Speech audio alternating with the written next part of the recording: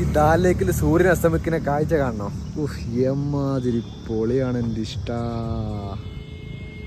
അല്ലെങ്കിലും ഒരു ദിവസത്തെ സൂര്യോദയവും സൂര്യാസ്തമയവും കാണാൻ പറ്റുന്ന മനുഷ്യന്മാർ ഭാഗ്യവാന്മാരാണെന്നാണ് എൻ്റെ ഒരു കാഴ്ചപ്പാട്. സംഭവത്താലും ശ്രീനഗറിലെ മറ്റൊരു സൺസെറ്റ് വ്യൂ പോയിന്റിലോട്ടുള്ള പോക്കായിരുന്നു. പക്ഷേ അവിടെ എത്തുന്നതിൻ്റെ മുമ്പ് തന്നെ സൂര്യൻ അസ്തമിക്കാൻ തുടങ്ങി.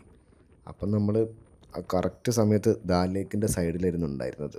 ആ സമയത്ത് നമുക്ക് കിട്ടിയ വ്യൂ ആണ് ഈ വീഡിയോയിൽ കാണിക്കാൻ പോകുന്നത്.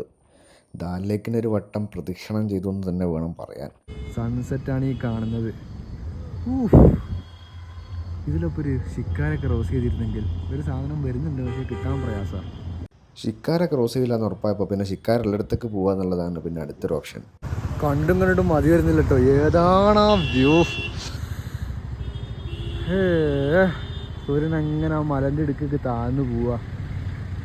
ഈ ദാൽ ലേക്കിൻ്റെ ചുറ്റും മലനിരകളാണ്. അതുകൊണ്ട് തന്നെ സൂര്യോദയവും മലൻ്റെ മുകളിൽ നിന്ന് കാണാൻ പറ്റും, സൂര്യാസ്തമയം മലൻ്റെ ഇടയിലോട്ട് പോകുന്നത് കാണാൻ പറ്റും.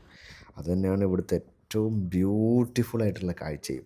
പക്ഷേ ഇതൊന്നും കാണാൻ കേരളത്തിൽ നിന്നും മറ്റു നാടുകളിൽ നിന്നൊക്കെ വരും. മറ്റു നാടുകളിലത്തേക്ക് ഓർമ്മയില്ല, പക്ഷേ കേരളത്തിൽ നിന്ന് വരുന്ന സഞ്ചാരികൾ സ്വാഭാവികമായിട്ടും പോകാറില്ല.